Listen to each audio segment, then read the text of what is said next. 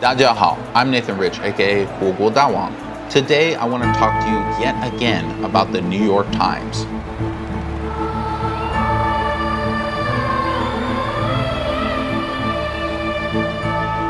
It is shocking to me how far this organization can fall. When I was young, I thought the New York Times was a big deal. They were fact-based and logical and representing truth somehow.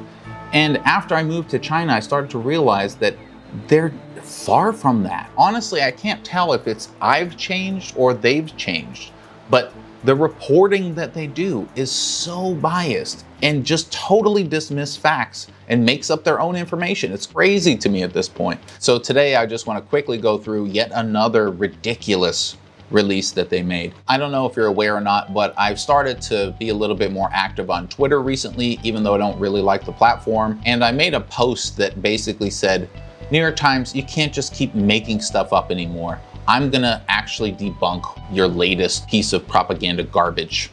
And so this is that video. So they released this strange webpage that says how the virus got out. The most extensive travel restrictions to stop an outbreak in human history haven't been enough. We analyzed the movements of hundreds of millions of people to show why. Well, this sounds totally fine. This sounds like it's going to be analytical and objective. Great, so nothing to complain about here so far. Then as you scroll down, it says, it seems simple. Stop travel, stop the virus from spreading around the world.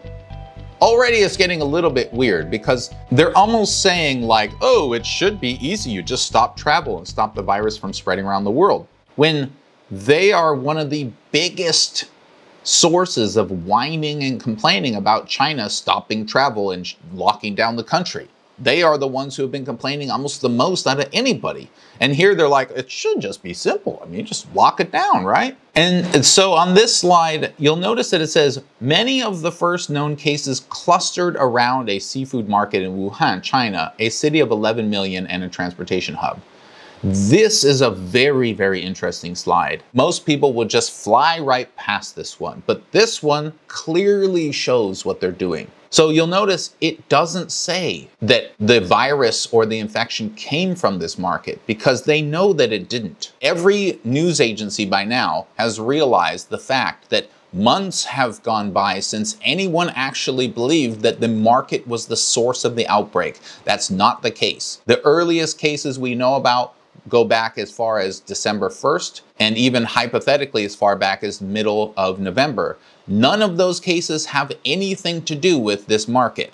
So from the facts that we have now, it is impossible that this market is the origin of the virus. That's based on factual evidence, not on conjecture. So they know that, and yet the way that they say this is many of the first known cases clustered around a seafood market in Wuhan.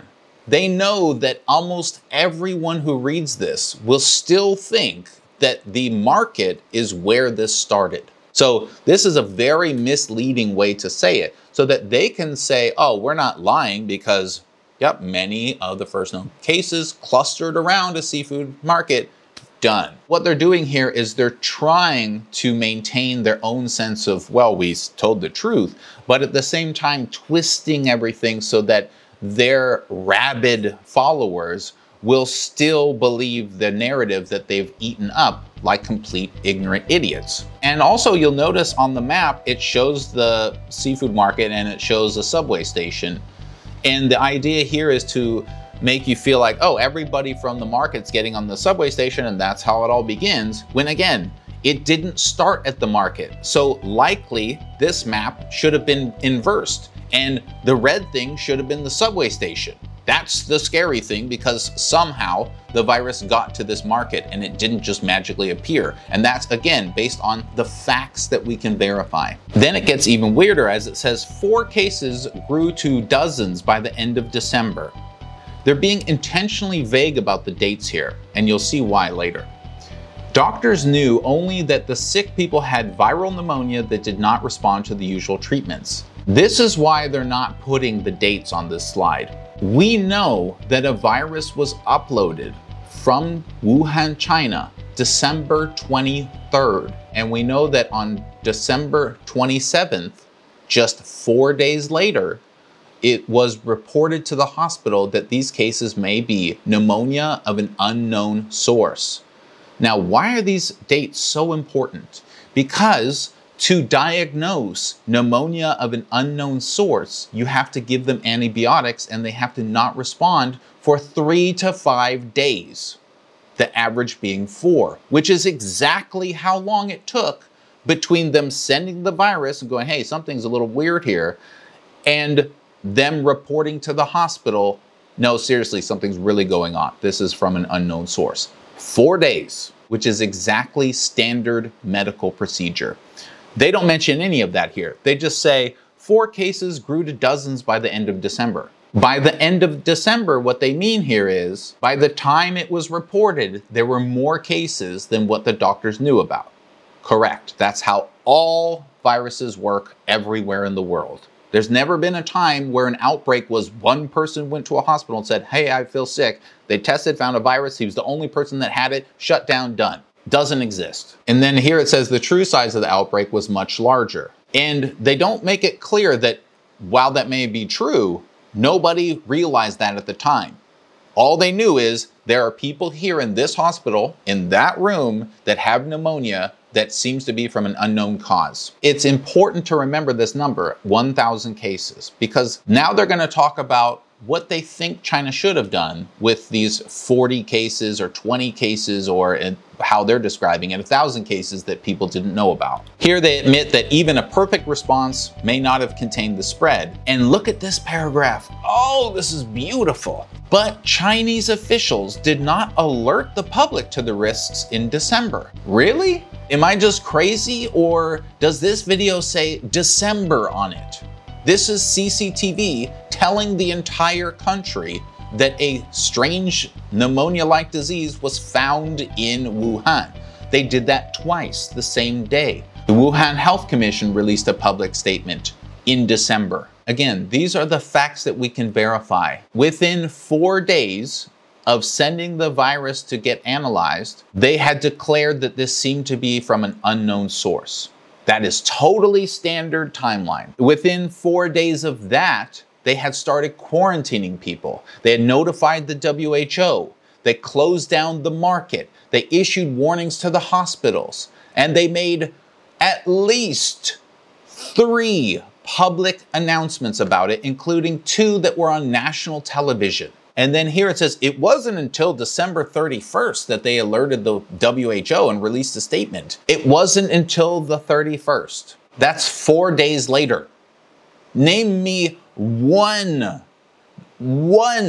outbreak ever in the history of humankind where doctors thought something was going on, and within 4 days, the WHO was alerted, quarantine had started, and all that other stuff had happened. One. Name me just one of them. One. Another way to put this that wouldn't have seemed so scary is, it wasn't until 4 days later that they notified the WHO.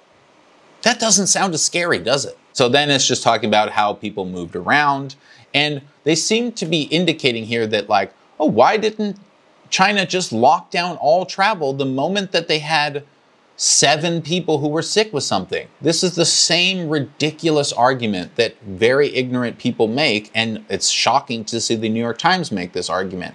If you find 4 cases of even the most spreadable disease in the world imaginable with an R0 of 25, you still wouldn't shut down the entire country. It's ridiculous. What are you talking about? And they just keep going on about this. At least 175,000 people left Wuhan in just 1 day, we found. As I've said several times, there's no precedence nor reason to shut down Wuhan travel.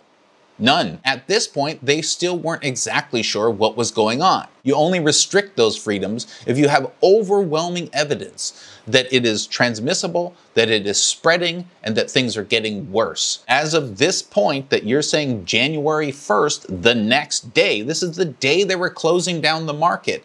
You really think they should have shut down the entire city? This is crazy talk. What are you comparing this to? Where is this country that you know of that just locked everything down? Oh, maybe you're thinking of North Korea.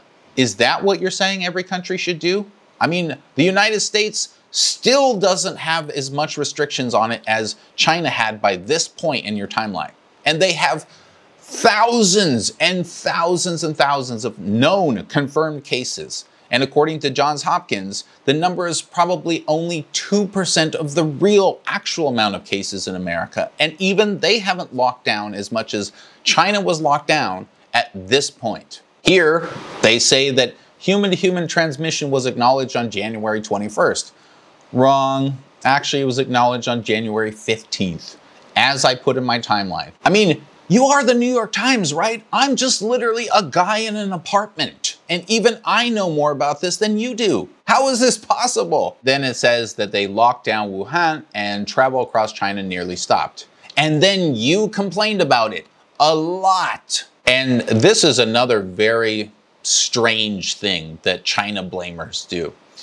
They say stuff like this: as the outbreak moved across China in early January, international travel continued as normal. As if it's the fault of China that international travel happens. If you're another country and you see this happening and you don't want Chinese people to travel to your country, you don't have to allow them. That's up to you. Why is it up to China to decide for the entire world what they are willing to accept into their country? This doesn't make any sense. And yet you're making it seem like, oh, there's still international travel. Thousands of people flew out of Wuhan to cities around the world. Cities which, by the way, knew that this infection was happening and didn't stop the traffic. And then it says over 900 people went to New York every month on average based on recent trends. Wow, that's not a lot. That's like 20 a day. And that's nothing. And the thing is, if it were something, if it was a big deal, then why didn't you stop them? It's not, again, it's not up to another country to stop sending people to you. It's up to you to stop other countries from sending their people to you. This is what borders are. If you don't want Mexicans in your country, for example, and you let them in via airplane and they go and they legally do everything, it's not Mexico's fault that they came. It's your fault. And then it goes on with this ridiculous line of logic. It says, in mid-January, a 61-year-old woman who traveled from Wuhan to Bangkok, despite having a fever, headache, and sore throat, was the first known case outside of China. Gosh, Thailand, why did you let someone through your screening? If you see a video of someone walking through the checks in America with no one caring that they look sick, do you think, oh, China? It's your responsibility to protect your own borders and your own citizens by checking people who come in. This is standard in every airport. I mean, what the are you talking about? And then here they say 85% of infected travelers went undetected, researchers believe, but they were still contagious. Okay, well, why didn't you detect them? I mean, who are you talking to here? And then this is another really tricky paragraph. It says, it was only at the end of January that Wuhan was placed under a lockdown and airlines started canceling flights. By January 31st, listen to how they say this. By January 31st, when the United States announced it would shut down entry from China for non-Americans, travel out of Wuhan had basically stopped. Oh, wow. So they were following the United States lead, huh? In January 31st. Wow. I guess the United States did something and then China just copied them. Copiers. Wait, by January 31st. Oh, you mean on January 23rd? Okay, wait, so another way to say this is it took the United States an extremely long amount of time to stop entry from China, even longer than it took China to shut down Wuhan. Or let me put it more clearly. China took extreme action against the outbreak in Wuhan. Okay, I mean, why didn't you just write it that way? Because the way that you're writing it makes it seem like the United States ran in with their leadership and did something, and then, oh, by that time, China had kind of done something or whatever. It was only by the end of January. Well, I mean, 0 places in the United States to this day, which have way more cases than Wuhan had at this time, 0 of those places are locked down. So again, why are you picking on China? They actually did something about it. When is the United States gonna actually lock down all of a city? Not hold signs that say, please don't go outside, guys. Literally lock it down like China did. And then look at this part. By March 1st, thousands of cases were reported in Italy, Iran, and South Korea. China was no longer the main driver of the outbreak. And did those places act slower or faster than China? Did they lock everything down slower or faster, or they haven't locked it down? And then here, they're so confused. Here, it basically says that, oh, it turns out that testing, tracing, and isolating patients and quarantine actually did reduce the cases. So how come no one else is doing it and you're attacking one of the only countries that actually did do it? And then they basically go on their normal thing of attacking Trump, saying that tests have lagged. That's one way to put it. And of course that he apparently said, the virus will not have a chance against us, which is just hubris. And so that's pretty much it. If you flip through these little pages without really thinking about it, the impression that you get is, oh, for a long time, China knew about something and they just didn't do anything, and then it just spread and spread and spread. And God, why did they just let it spread? And they were all in their churches spreading it to each other. And oh, that's so rough. But eventually the United States came in and led the charge. And then finally China fell in line, which is not what happened. Just another sloppy, ridiculous little piece of garbage made by the New York Times, who has really just turned into a rag mag. I mean, it's unfortunate because I'm sure there's some nice people there, but they are really, really bad at understanding China, or they're really, really good at making propaganda. But either way, I'm not gonna let them get away with this type of stuff anymore. So sorry, NYT. Well, I've got a lot of other videos to make, and thanks for the support, everybody. Keep sharing this type of stuff. We can't let them get away with this. It's just ridiculous. There's so many people out there just barfing out these non-facts and random weird propaganda types of films. And to see the New York Times do this yet again is just disgusting. I mean, give me a break. Thanks, everybody.